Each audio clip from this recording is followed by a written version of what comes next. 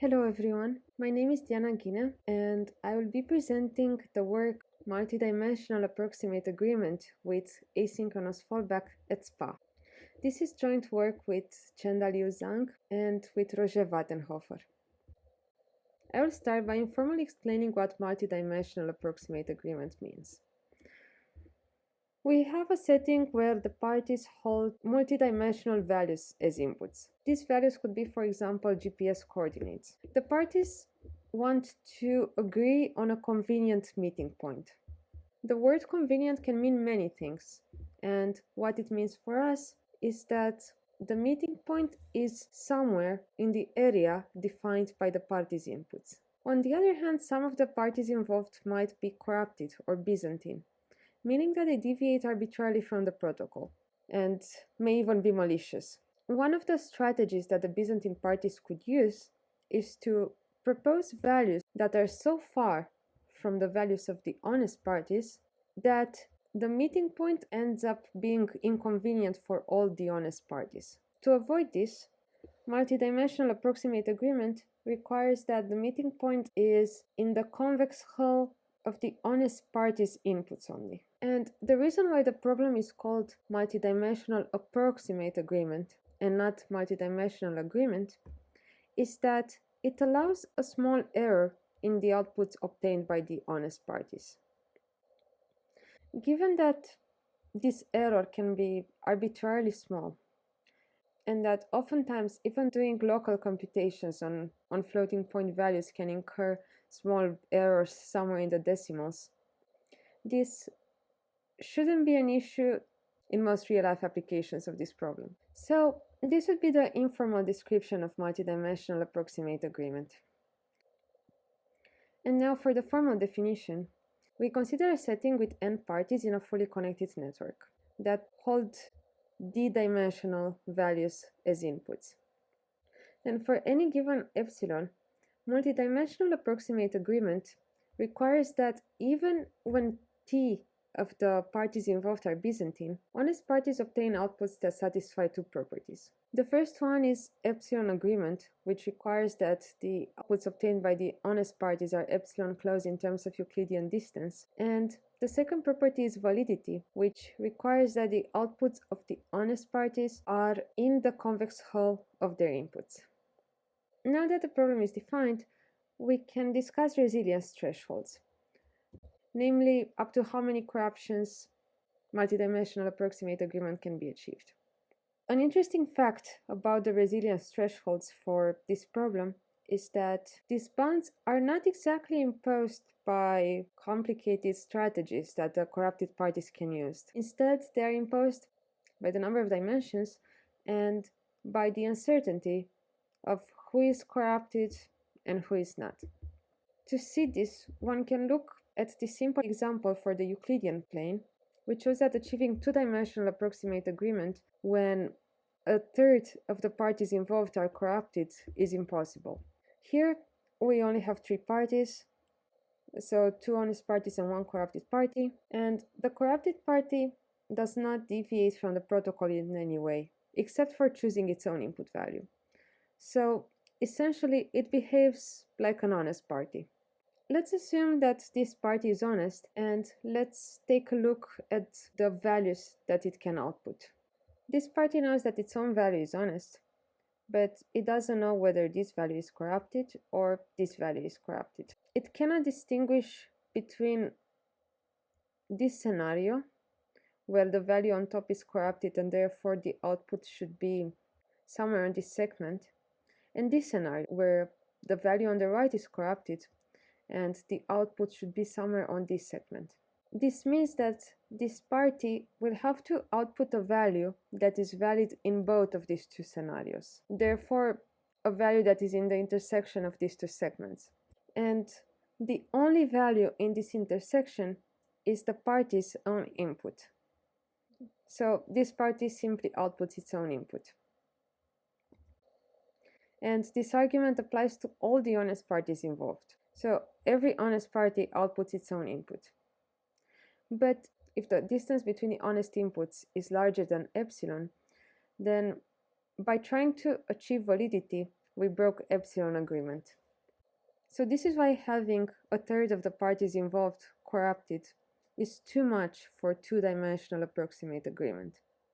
And this argument can be generalized to d dimensions, which leads to the necessary threshold of t being lower than n divided by d plus 1. This threshold is not only necessary, but also sufficient in the synchronous model, which assumes that the parties' clocks are synchronized and that all messages get delivered within a publicly known amount of time delta. These assumptions might be a bit too strong when it comes to real-life networks, where sometimes a message might be delivered a little bit later than expected. But such network issues might cause synchronous protocols to break. So, an alternative model that may be more realistic is the asynchronous model, which only assumes that the messages get delivered eventually, at some point in time. But this means that we cannot distinguish between a message not being delivered because it's simply delayed, or because the sender of this message is actually corrupted and the message was never sent. This makes designing asynchronous protocols a bit more difficult and also leads to lower resilience thresholds. In the case of multidimensional approximate agreement, the new necessary and sufficient condition is that t is lower than n divided by d plus 2 instead of d plus 1. In our work, we investigate whether there is a protocol that can achieve best of both worlds guarantees. This protocol should be able to achieve the synchronous optimal corruption threshold when the network it runs in happens to be synchronous, and the asynchronous optimal corruption threshold if the network it runs in happens to be asynchronous instead. The model we are working on is one where the parties do not know whether the network is synchronous or not.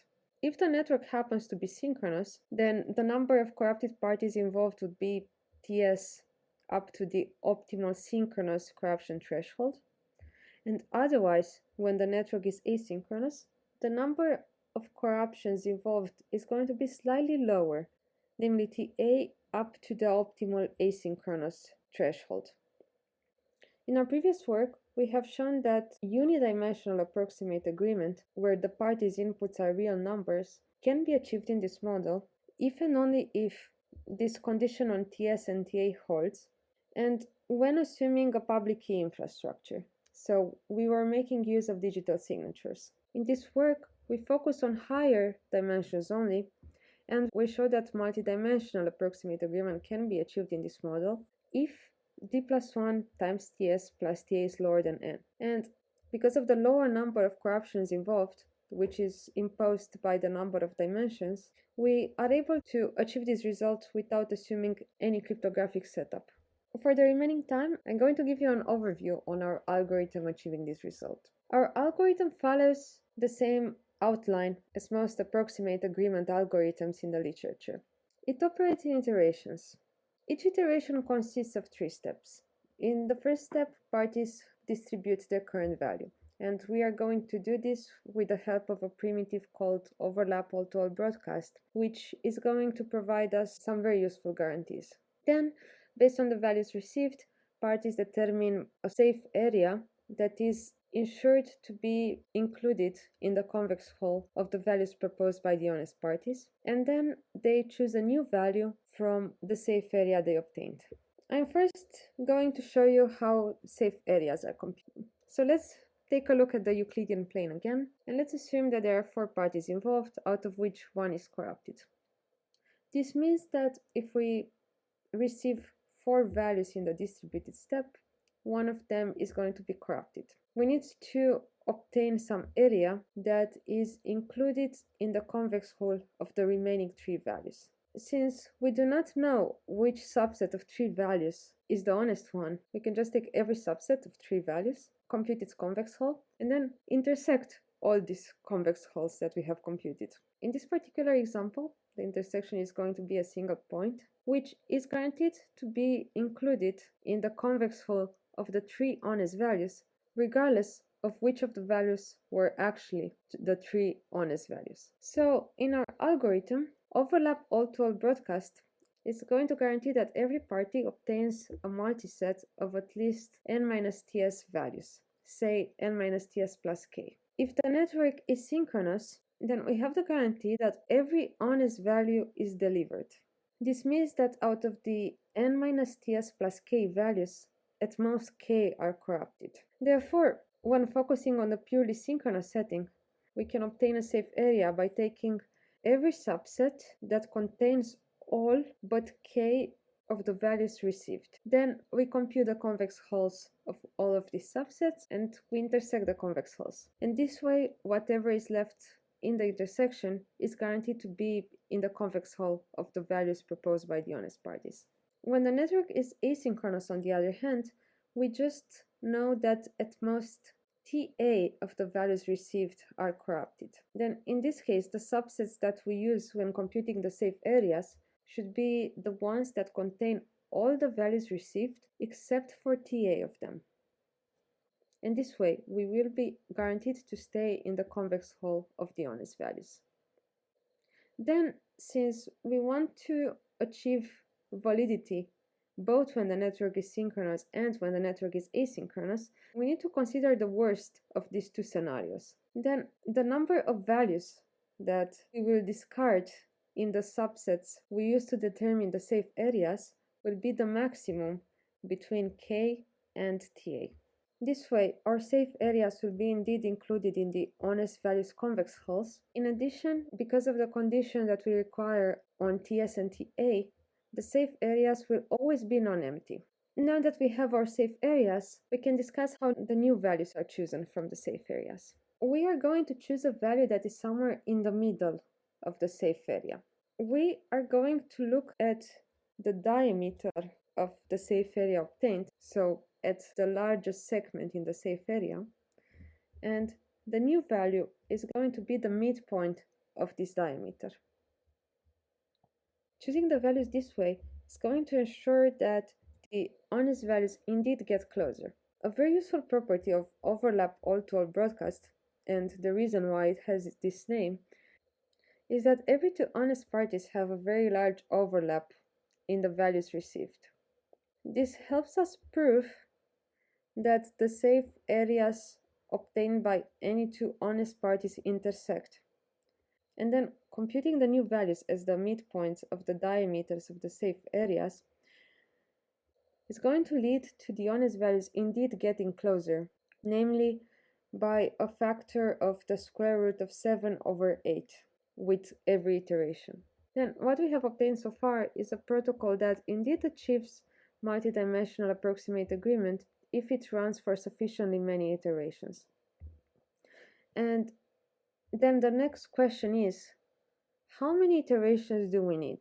Since we know how fast the honest values converge, the piece that we are missing is the size of the convex hull of the honest parties' inputs. Then we are going to obtain a sufficient number of iterations by estimating the convex hull of the honest inputs. To achieve a good estimation, we provide a mechanism that makes use of similar ideas to those of previous works on purely asynchronous approximate agreement. Namely, this mechanism provides every honest party with a new input value and a convex hull that satisfies certain properties. The first property is that the new input values are in the convex hull of the original honest inputs. This would mean that if we start the iterations with the new input values, we do achieve multidimensional approximate agreement even with respect to the original input values. And then the convex hull obtained by every honest party is going to be large enough so that the new input value of every honest party is going to be included in this convex hull. Then we are going to compute the number of iterations needed to achieve epsilon agreement starting from this estimated convex hull, and this estimation is going to be indeed sufficient. So this is an outline for our algorithm that also includes this estimation mechanism. Parties first join the estimation mechanism to obtain their new input values and their estimated convex hulls. They compute a sufficient number of iterations based on the convex hulls that they have obtained, and then they start iterating. They join the first iteration with the value obtained from the estimation mechanism, and then in each iteration they distribute their current value through overlap all-to-all broadcast, and they update their values based on the safe area of the values received. Then, although every honest party obtains a good estimation on how many iterations are needed, we do not have the guarantee that honest parties obtain the same estimation. So they somewhat need to agree on when to terminate.